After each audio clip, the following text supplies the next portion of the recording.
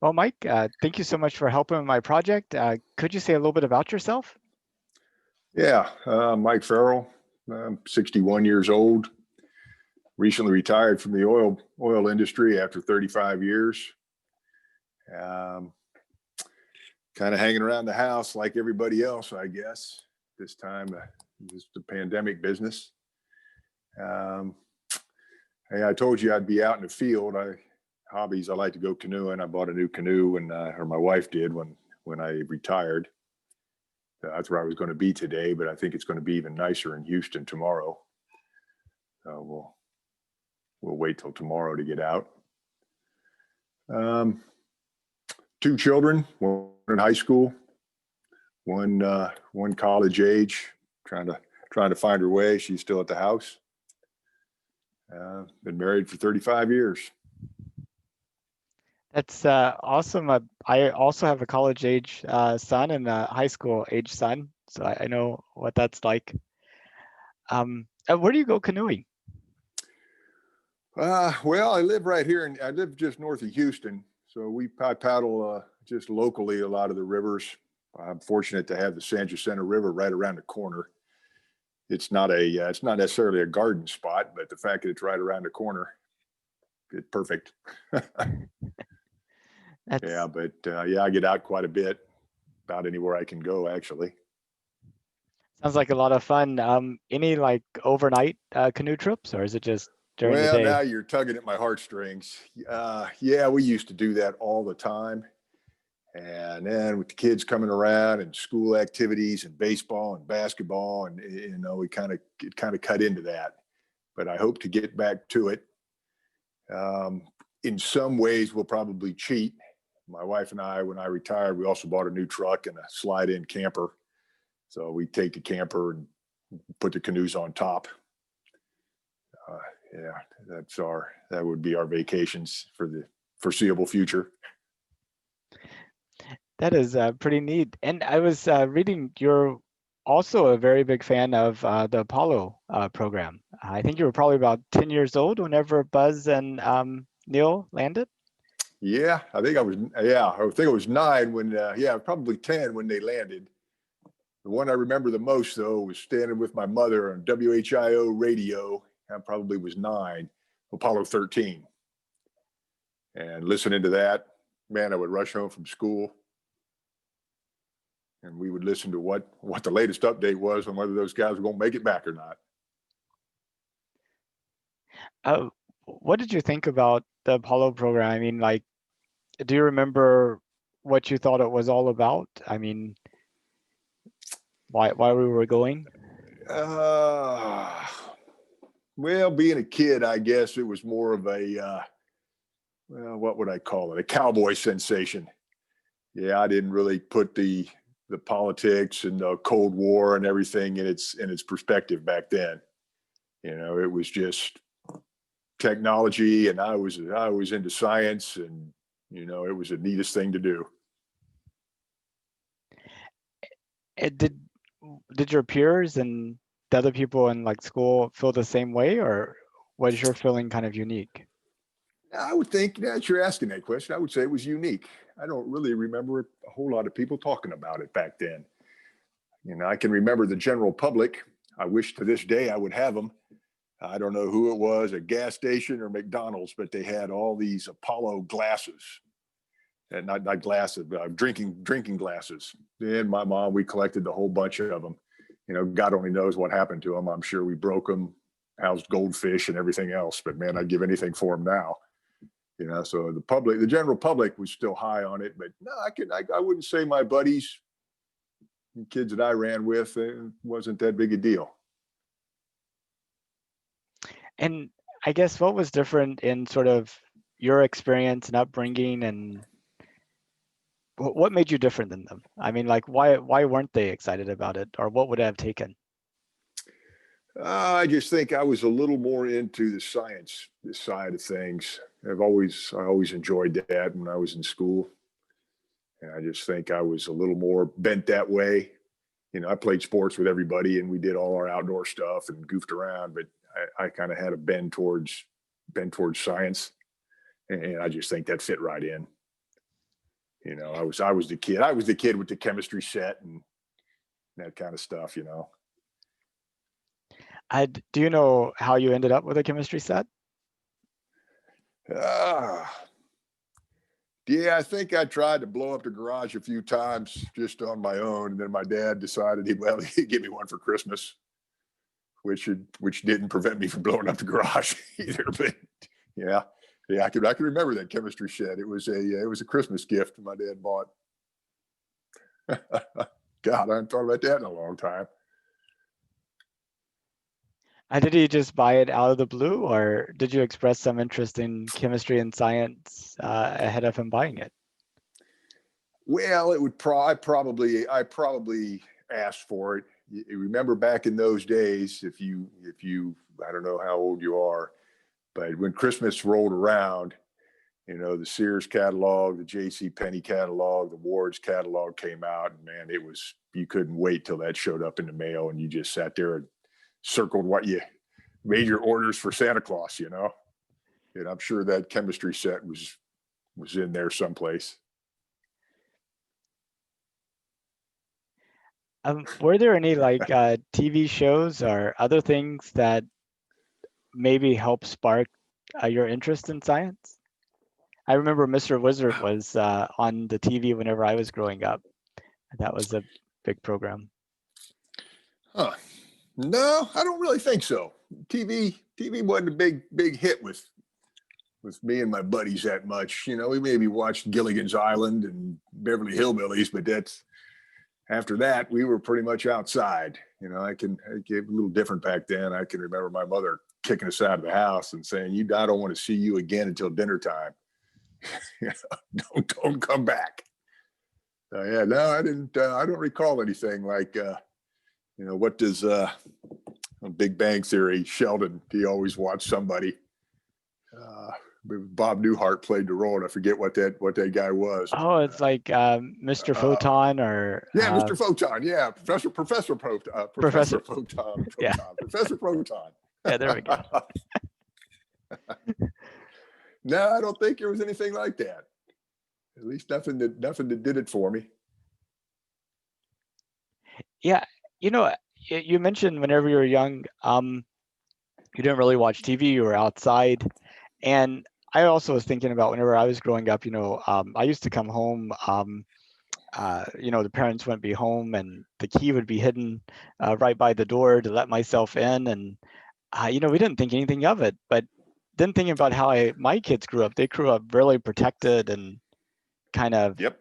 Every moment they were watched and what have you. And I just wonder if, I see my peers, they do the same. I just wonder if that kind of stunts their development somehow in terms of. No, I think about that all the time. How things are different. But I just don't know. I watch my son and daughter now. They, social media and the internet is such a big piece of their life. I don't know what that provides them because I don't, it was a miracle to get my video working on Zoom. I'm still an outdoor guy. I'm sure their technology today, they still are exposed to things that I never was. It kind of irritates me sometimes. We'll have a discussion on something and, they've got their phone in their hand and they don't know the answer. Who was president in 1870 when we were talking about something the other day? Well, I don't know, Dad. It was, my God, you got the most powerful machine known to man in your hand. Look it up, and you can find access to anything, anytime. So yeah, I don't know. It's just a different approach, I guess. Yeah, where I really see it, I always wondered was in sports. We played a lot of baseball. Played a lot of basketball, played a lot of football down at John Beckett's field, down at their house. You just don't see kids out in the field, sandlot ball anymore. And that's the part that bothers me more than the educational piece, but the physical piece. And I just don't know if they get enough exercise and get out in fresh air. Right, and figure out how to do things. Learning to deal with each other too. I mean, how many times did you have to, discuss the rules and negotiate the how you're going to play and who was going to be a first baseman versus the pitcher, and kind of working through all these social problems. I think probably gave you a Yeah. lot of tools that were useful later in life that you wouldn't get without it. Yeah, absolutely. Yeah, you wonder. That's that's probably a social thesis somebody could probably already have written and studied on how does that affect everything in their adult life, to go into the grocery store, to road rage on the highway. If you don't have that kind of interaction bringing up. Yeah, people Yeah. don't know how to have conflict in a peaceful way. It goes from 0 to 100 instantly. Exactly. Well, that's with the current whole presidential situation in politics. That's the first thing that popped into my mind when you brought the subject up. Same thing. Do these guys really, do they know how to lose? Yeah. Have you ever lost gracefully? But so you remember Apollo 13 more than Apollo 11, I guess because of the traumatic events and maybe the emotional impact of, will they survive? Will they make it back? Yeah, sure do. I can't really say where I was when man landed on the moon. I'm sure I was home watching it, but yeah, I know I can remember coming home from school on Apollo 13, and we'd listen to the radio. My mom had that radio in the kitchen. And it brings tears to my eyes. My hair stands up even now thinking about it, talking about it. I watch that movie. That's one movie I never pass on. That one and Forrest Gump are the only two movies that ever pop on the TV that I always have to stop and watch. Yeah, and Apollo 13 always gets me. And I guess Apollo 17 in 1972 was the last time we had people on the moon. Do you remember that at all? No, not from those days, but I was a member of the Houston Geological Society, and God, what's his name? It just escaped me. The geologist. I think he was on the last Apollo mission. Oh, Harrison Schmitt. Harrison Schmitt. Yeah, he is. He spoke a couple of times at Geological Society meetings, and I've listened to him and met him, and it put it in another perspective. But I don't remember it when I was young. Maybe by that time, even I hate to say it, it kind of got to like the same as a space shuttle. It became routine, and I mean, we're on to the next. What's the next big thing? At what point did you kind of go, wow, we stopped going to the moon?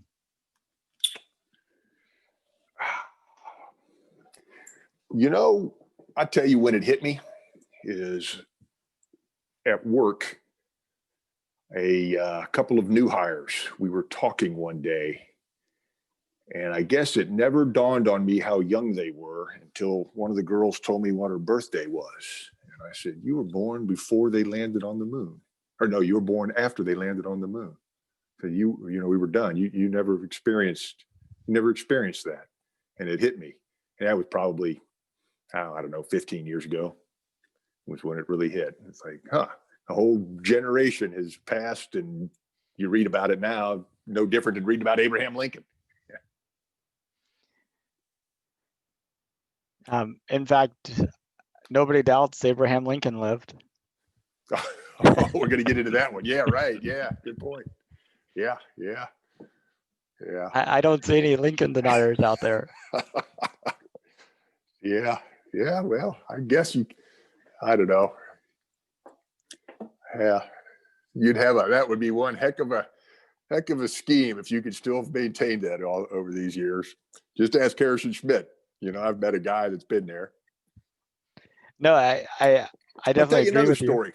Oh yeah, another story with the Apollo that hit me good. I was flying somewhere for business. I forget where, overseas. And I can't even remember. I was either in the airport lounge or through the airport or whatever. And I came across this young boy. I think he was Indonesian. He was probably I don't know, 12 to 15 years old. And he was just bubbling over when he heard that he heard my voice, I guess, and asked if I were an American. And he flashed this business card and he said, "Look who I was sitting next to on the airplane." And I couldn't tell you which astronaut it was, but he landed on the moon. He was one of the last guys to land on the moon. And I thought, my God, that guy, kid was over there. He was over the moon. And it really hit that hit home too, how proud that kid was of that. You know, he was an Indonesian and he was long born after guys landed on the moon. You know, he had that astronaut's card. It was really something. Yeah. I forget I don't even remember what town, what city I was in. I just remember him talking about it. And she showed me the card. I wish I could remember the astronaut's name. You know, kind of caught me off guard when he stopped me. He just had to show somebody, you know, and he saw that I was an American. He had, look. Somebody that appreciate this, somebody that can understand what I'm feeling right now. Yep, exactly. Yeah.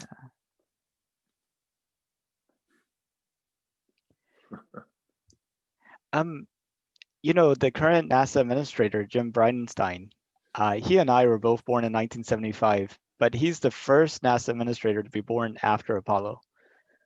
Huh. There you go. Yeah. Time marches on. It does. So what do you think about us returning back to the moon? Oh, super. Great idea. Yeah, it's a stepping stone to Mars, I guess, and whatever's beyond. Yeah, it's almost a shame that we hadn't stuck with it. Part of me actually says, man, I hope we can do it. You know, you retired Saturn and everything else. It's kind of like a lost technology. You have to reinvent the whole thing, which is just seems silly to me, but that's the way it went. It just got old and stale. Yeah, but no, it's a great idea. You know, I hope we can colonize it enough to kind of be an outpost. You know, it's probably a pretty barren place to, you know, I don't think it'll, you know, I don't think it'll ever be anything that humans can count on. Probably no different than living in Antarctica. Or Las Vegas. Yeah, or Las Vegas. Yeah, right.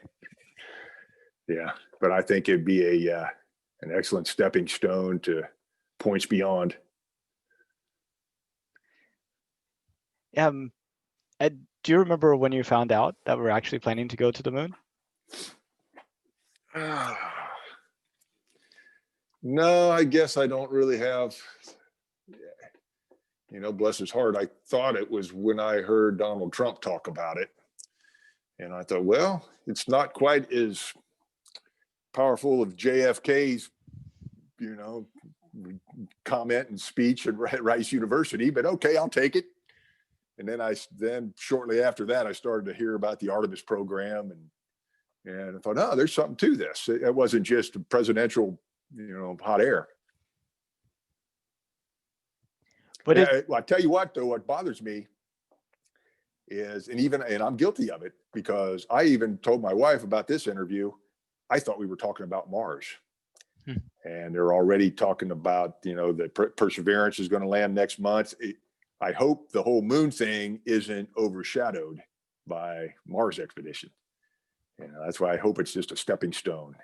But yeah, we'll have to watch that and see. Yeah, some people, even in Congress, are afraid that we might get bogged down the moon for 50 years, and it may be a long time before we go any place further. How do you feel about that? I think it would be okay. You know, you got a satellite close to you. Let's make sure we've got everything right. You know, this is not cookie cutter stuff. You need to get everything right. And like I said, I think if it were a stepping stone to points beyond, it'll do us a favor. But yeah, but what could happen on the negative side? What if somebody gets hurt, or we have some failures going to the moon? The whole Mars thing will probably collapse. You know, one is, I don't know, do I want to say this or not? Is one dependent on the other or not? You know, I have to be careful. Yeah, the one thing I've really has come to my attention as I've read some books by like flight directors and talked to people in the space industry is how dependent astronauts are on an army of like, hundreds and even thousands of engineers here on the ground to actually address any issues that come up. And whenever you think about, you're on that way to Mars and it's now taking 15 minutes to have, some type of interaction, 30 minutes. It's like, it's really hard for that group to really support you. You kind of have to bring all the expertise with you. Yeah, that's a good point. And I think I would like it that way. If I were an astronaut, I think I would be more comfortable with that. Yeah, no thanks. I take all the help I can get on anything. However, when I got to call the shots, I don't know how true it is. I've been led to believe through various Apollo programs when Neil Armstrong landed on the moon, he took over and manually flew the thing to get it there. I think it comes down to that at times. Thanks, but I got it. And if it takes 15 minutes or a half an hour to communicate, by God, you better have ice in your veins. Somebody better have ice in their veins to do it. Yeah, that's a good point. I was taking flying lessons before the whole COVID lockdown, learning to fly small planes. And, they say aviate, navigate, communicate, First you got to fly the plane, then you got to figure out where it's going. Yes. And only if you got those two things, then you talk to people. Yeah, that's a good way to do it. That's a good point. I'll remember that. Yeah. Would it surprise you that most of the people that aren't in space, interested in space that I've talked to do not know we're going to the moon in 2024? No, that wouldn't surprise me in the least. No, I would doubt my kids or my wife even really know that. Yeah, my wife might remember that I mentioned it to her when I told her what Artemis was, what the bride of Apollo, wasn't it? A sister of Apollo. Yeah, it's a woman, and I told her the story on the naming of Artemis. She thought that was kind of neat, but that was months ago. You probably forgot all about it. Yeah, we tried to go to the moon several times. One under George Bush Sr. and then George Bush Jr. And they both obviously didn't get us back to the moon. This time feels the most hopeful yet. We actually got hardware and people working on it, and 3 companies creating like human landing systems, and a capsule that'll be able to go around the moon that should have a test flight this year, actually. So yeah, it's interesting. I grew up in Dayton, Ohio, where Wright-Patterson Air Force Base and the Air Force Museum resides, and then I moved to Houston, where home of NASA.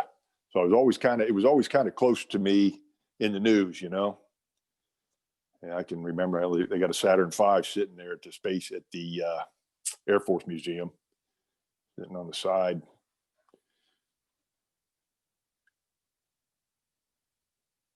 Yeah, that kind of always helped keep it in the forefront. I still read the newspaper, so it's when it's in the stories in the newspaper, kind of keeps it in the forefront of your mind. Yeah, I haven't heard a whole lot about it lately, though. Talking about it. About Artemis? Yeah, right. Yeah. Actually, a friend from high school of mine works at Lockheed Martin on the Orion crew capsule, the actual capsule that the astronauts will be in. Yep. And he was just emailing me telling that today they're supposed to actually give the capsule over to NASA, and that there might be a big press announcement about that. So that's definitely making progress. So that's a big deal. Yeah, I'll tell you what you hear a lot about from Houston is Mr. Musk down there in South Texas, putting up his rockets. Yeah, that's in the news all the time. What do you think about that, or what have you heard? Mostly good stuff. Other than the few locals down there that I guess they finally rolled over and said, "Well, I guess this is really going to happen." I can remember spending a New Year's Eve night camped on that beach down there with my 2 brothers and a good buddy of theirs when they came to visit. And it was one of the most desolate places around. And I want to go back to see what they've done there. I imagine they built that space complex basically right there on the beach. I need to go and check that out. But yeah, I think turning that over to private enterprise and having the ability to go to space outside of NASA is all a good idea, and kind of one of the original purviews of NASA, wasn't it, to kind of expand the economies of it. Took a while. And NASA, NASA, other than Tang and space blankets, it took a while. and I mean, NASA doesn't have a rocket to take its astronauts to the International Space Station. They contract out to SpaceX and Boeing. Yeah, that's right. That's good. That's a good point. Yep. Yeah, that whole Russian thing, that always rubbed me the wrong way. I know. It's kind of like going to the moon, quitting going to the moon. It's like, why you guys, this is crazy. Of all the things that our tax dollars go to. Yeah, that always rubbed me the wrong way. I think the idea was without us partnering with them, the Soviet space program would have had to do a major downsizing. And then those experts in creating rockets and what have you could have, been bought up by like North Korea and Iran and other places like that. And this is a kind of better than that alternative, is the way I understand it. Oh, that's to stay with Russia. Yeah, I see. That's a good point. I never thought about that. Yeah.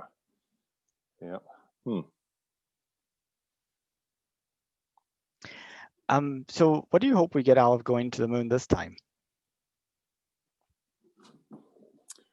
I keep repeating myself, but like I said, I think if it's a stepping stone to points beyond, what's the best way to transfer technology from planet Earth to the moon to continue space exploration, I think would be great. I don't foresee, I don't think you're going to be growing corn or mining it for gold or anything. But I think if you can use it as a satellite stepping stone to outer space, I think it would be there'd be good outcome from that. Oh, what do you think about mining the moon, to build space structures and other things? Oh, yeah, that if it would work out, I can't see mining the moon economically returning anything to Earth, but who knows in the days to come. But I would think if you could mine it and use it locally, it's I mean, it starts with ice and water. Yeah. So if there's other rare elements and things that you can manufacture, but that would also require then even further technology transfer from planet Earth to the moon to be able to utilize whatever raw materials you've mined from the moon. I think that's a long way off. Yeah. I mean, but again, I don't know. I don't know how far people thinking about those kind of things. Did you know that Jeff Bezos, the founder of Amazon, also has a space company? Yep, that's right. Yeah. And what have you heard about them? Is that Blue Horizon? Blue Origin. Blue Origin, yeah, okay. No, it hadn't. They were kind of competing there for a while with Musk and everybody. There was kind of a competition, I guess, on who was going to win what contracts. But I haven't really heard much out of that company lately. Yeah, I think this year is going to be a really turning point for them. They had their New Shepard rocket, which, like Alan Shepard's flight, was a suborbital flight, 15-minute trip just beyond the atmosphere and back. So they've flown that a few times with nobody. But then this year is supposed to be the first year they launched the New Glenn rocket, which would be able to carry satellites into orbit and land back like SpaceX. So that'd be interesting. But they're also making rocket engines that will be used by ULA, which is a joint venture between Lockheed Martin and Boeing, which will replace like all of ULA's current rockets that use the Soviet, the Russian engine. That's Hmm. kind of interesting. So Yeah, well, it fits right in there with the privatization of the science and the activities. Great, the more the merrier. It does lead me to believe, though, a thing that's always in the back of my mind that kind of makes me concerned. Let's just call it space junk for the lack of anything better. Yeah, I'm fascinated by the amount of stuff that I read once that NASA has to track, and they track things. I forget what it was, down to a couple of centimeters in diameter or whatever. But then there's a multitude more smaller than that buzzing around out there to run into people, run into things. That doesn't seem like that's a good idea. And it's going so fast that it pretty much go through anything you have. Yeah, exactly. It seems like, man, we want to get in. Don't we sure want to get ahead of that before it becomes an issue we cannot solve. And now it's like, oh my God, we've painted ourselves into a corner, and we can't get out. That would be bad. That would be. If it was safe and affordable, would you go into space? If it were safe and affordable, yeah, I guess so. If it were safe, yeah, sure. Like how safe? It's not there yet. It would, if you invited me to go tomorrow, I'd thank you, but no. But yeah, if it became routine as flying, Boeing 737 from here to Toledo, yeah, sure, I'd go. How safe would it need to be? I know it's a little difficult to talk about and quantify, but one way to think of it is how many people need to go first before you would feel comfortable. Is that like hundreds, thousands, tens of thousands? Yeah, I don't think I have an answer to that as much as I would as to why do you go? If it's currently just a rich guy for a thrill and wanting to see the planet Earth from a different perspective, well, that's fine and good. I'll take send me a picture. Now, if I had business on the moon and, I had part of my job and I had to fly to the moon, just like I had to fly to Indonesia, okay, then it would probably become safe enough to move people back and forth. But even if you flew 1,000 rich people to view the planet, I don't see the need to go up there because there's nowhere to go. It's still, in my opinion, it's not much different than Columbus sailing across the ocean blue. You don't know what's at the other end. Until there's something at the other end, I don't think it'll ever be really safe enough. It'll always be in the science category, exploration category. So I don't know if that really answered your question, but yeah, no, that makes sense. Have you heard of Dear Moon? It's a project by this Japanese billionaire that's going to be sending a group of like 9 artists around the moon on a SpaceX rocket in 2023, with the idea that these artists would be able to kind of see Earth from that perspective and come back and produce some art that make us all feel like we were there. That's funny. Yes, I did. At first I was going to say no, but that was in the paper here a while back, a Sunday paper. I remember reading about that. Yeah, just kind of in passing, I thought, oh, that's interesting. yeah. Neat idea. It's I guess that's kind of in that same category of privatization. You got to get beyond science and put other there's other reasons to go. That's Harrison Schmitt went as a geologist to study the geology of the moon. Okay, that's great. We tried to put a teacher in space with the space shuttle to bring back to bring it back and teach children. Let artists take a different look at it.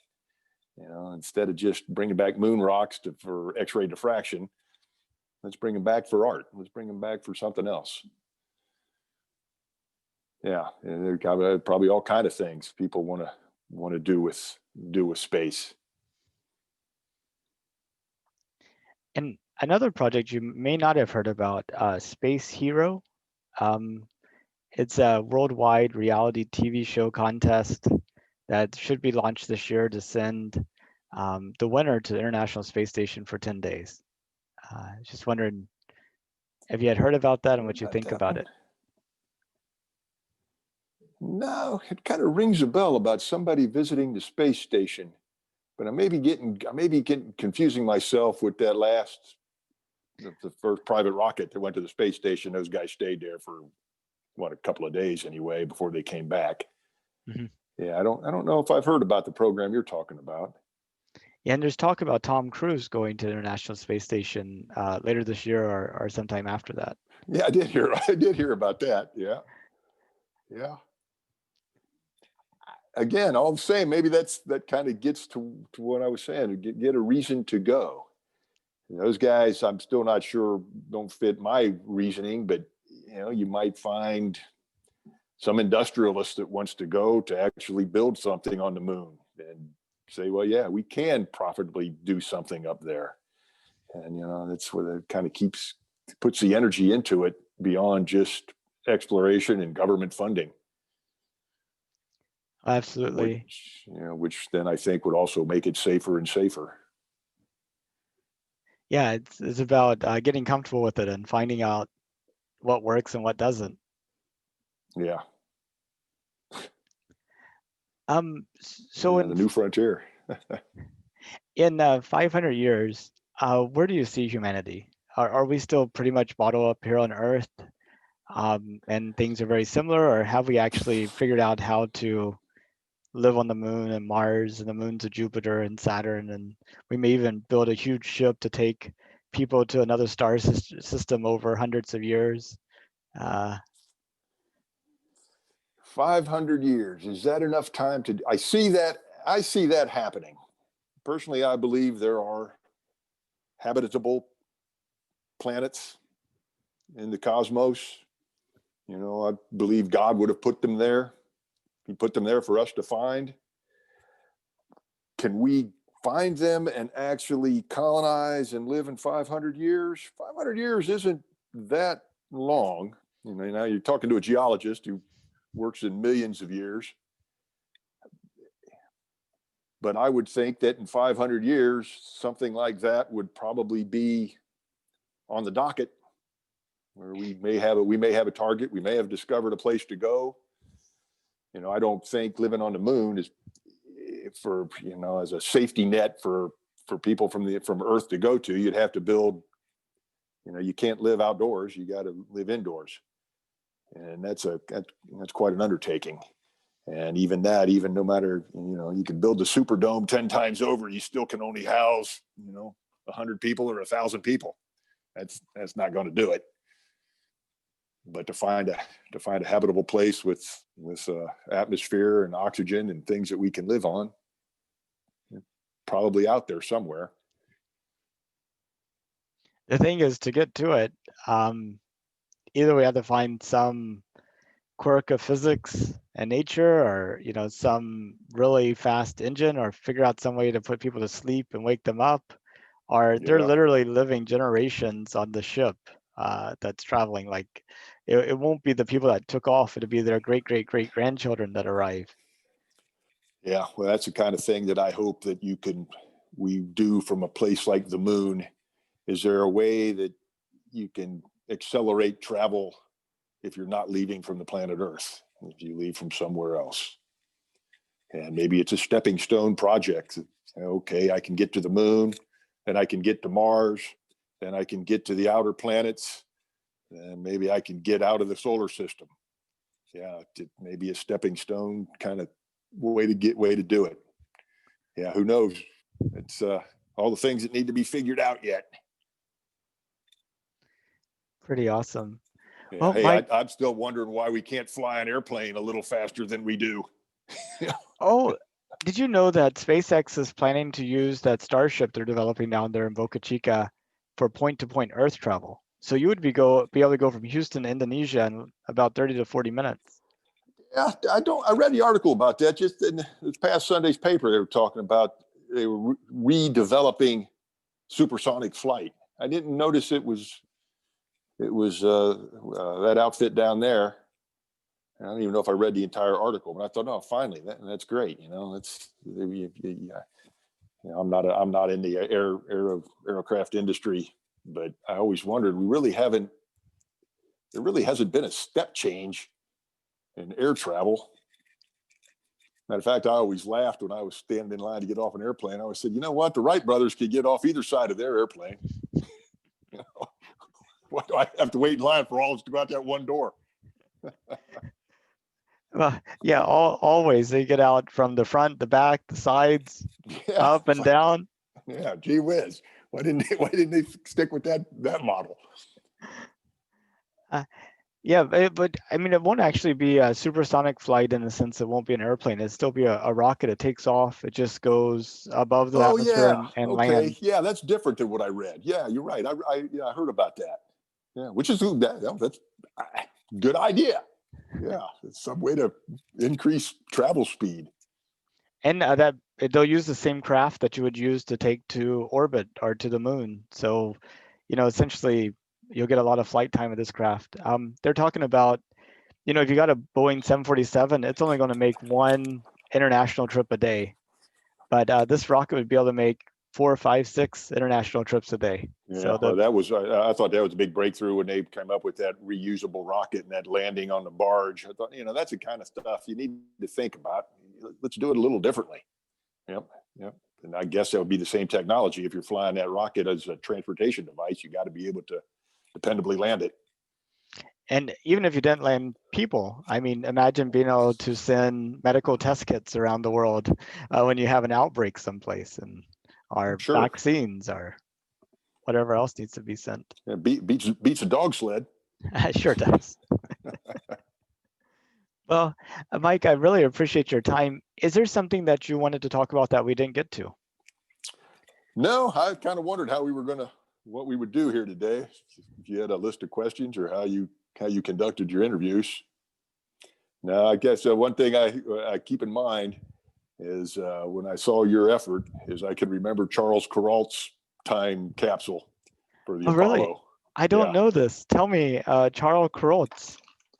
Really, Charles Kuralt, the old TV. I don't know when he passed away, but he had a time capsule recorded that they broke it out on the 50th anniversary of the Apollo moon landing. I did not know about NBC, ABC. No kidding. Yeah, Kuralt. I think it's Kuralt. Charles Kuralt. He was an old 60 Minutes kind of TV news guy, and he did a time capsule when Apollo. I don't know when they did it. If he did it at the moon launch, or he did it through the entire Apollo program, but they put it away, and they got it out 50 years later on the 50th anniversary of the moon landing. And is it like a video? Yeah, it was a TV. It was a TV special. Yeah. Okay, I guess maybe there's a YouTube I can find it. Now I'm going to even look for it once we hang up. Sure, it's got to be out there. I did not know about this. I always learn something new every single time I talk to a single person. That's what I thought. That's what I kind of thought you must have had in mind when you came up with the idea. Yeah, actually, Doug Laverio was the associate administrator at NASA for the Human Exploration Operations division, and when he was first taken on the role, he had a lapel pin where he was counting down the days to the end of 2024, and he was highlighting a NASA employee each day about their efforts to get us back to the moon. And that kind of led me to do the same thing with everyday people. So that was kind of my inspiration there. Oh, that was good inspiration. Yeah. Double Life on the Road. Yeah, well, you will find about Charles Kuralt. He was kind of like the Hunt brothers. I think he had a separate secret family. He was always Charles Kuralt on the road. He was always given. I think that was his news thing. It was kind of like things that were going on in America all over the place. He was always on his bus looking at odd little things in America. But I think he had one of the breakthroughs when he died. They found out he had a second family somewhere. Yeah, I'm looking at it real quick here to see if it comes up on this Charles Kuralt, but I don't see the space thing, the time capsule. I mean, you just have to read up on him a little bit, and it'll be in there. Yeah, I just don't see it here. CBS Evening News, worked with Walter Cronkite, later the first anchor of the CBS Sunday Morning News. Yeah, I bet you it's in there someplace in Wikipedia or something. It'll explain that thing. But yeah, it was this time capsule for the Apollo mission. That's neat. I'll have to do some research as well. I mean, if you find something, maybe you can send me a link to it. Yeah, sure. If it Yeah, happens to come up. Yeah, yeah, okay. I'll look too. I could just reply to your email there, couldn't I? Yeah, that'll work. That'll work. Yep. Yeah, we'll do. But well, Mike, thank you so much for your time. And if you know anybody welcome. else, please send them my way. I got 1,400 and some odd more days to go. Yeah, how's the? Is it? Are you getting people to participate, or do you have to go scraping them up? Oh, I've bugged all my friends and their friends and their friends. I'm a well-known bug at this point. But Yeah. luckily I have not missed a day yet, and I'm looking forward to this COVID thing being over with, so I could go and start going up to people at Starbucks and at the mall and say, "Hey, we're going back to the moon." That was my original plan with this project. Interesting. Yeah, that would be great. Huh. Yeah. Well, good luck with it. Yeah, it's a neat idea. Yeah, I don't know how I found out about it. I think it was in the paper again. I read everything. I get everything out of the paper. Yeah, it was probably that article, I think. Oh yeah, it might be. I don't remember that picture, but yeah, it was something like that. Yeah. I thought that was pretty neat. They came out here for my 1-year anniversary, so I thought that was Where cool. Where are you calling from? I'm in North Houston. I live in Glenlock Farms. Yeah. Okay. Yeah, I got a buddy who lives over there. Oh, okay. Yeah. And we should meet up. We have a North Houston Space Society chapter that meets up once a month at the Barbara Bush Library. We're on Zoom right now, but yep. Have you been down to Boca Chica? I went about a year and a half ago, and at that point, it was like a partially constructed tall building and like a tent or two. And now I've seen pictures of it like online, and it's just like this huge complex. Yeah, I guess there's a whole society of folks that go down there and keep their cameras on and everything else. Yeah, it's kind of I think it'd probably be a neat group to monkey around with. Oh, exactly. Yeah, that's some serious stuff. I mean, they watch that place 24/7 with like dozens of cameras and yeah. That's a good hobby. Yeah. Yeah, it can be. Hopefully they do another test flight later this week. I think that's the plan. So that'd be exciting. Yeah, it'd be good. Yeah, it would be nice to see. I could. I'll leave with one last story. I was flying home, 1985. I was going home to defend my master's thesis. Left Intercontinental Airport, and just as we kind of rose, it was about 6 o'clock at night. Just as we got off the tarmac and lifted up, the pilot came on and said, "Hey, everybody looks out the right side window," because we were heading north. "You'll see the Space Shuttle Challenger just lifted off, and you can see you could see the orange streak." It was before it wasn't when the disaster. It was one of the earlier flights. But yeah, you could see all the way to Florida because you were above the curve of the Earth, and you could see the orange streak going through the air. That's amazing. Yeah, it was pretty amazing. Everybody kind of like a boat. Everybody runs up there with that. Yeah, exactly. They're like, as you take a look, please run to the other side of the plane. Everybody go back to your seats, please. It might have been easier for him just to do a loop in the air. Everybody got to see it. Yeah, it would have been. Yeah, I forgot about that just now. Yeah. I remember seeing it. You could see it there at Wright-Patterson Air Force Base. So I never got up close to it. It was on the back of the 747. And I remember one time it flew here. It was going down to what's the airport down, the military airport south of town? Oh, golly. I know. Anyway, that's where it was heading, but it did a little fly around Intercontinental I was working in Greenspoint. Me and my boss, I was sitting in his office. He had a corner office, and I forgot about it. We just happened to look out the window. I said, "Hey, look at that!" There, we looked like it was almost at eye level. You know, the big old space shuttle on the back of that 747. Hmm. Yeah.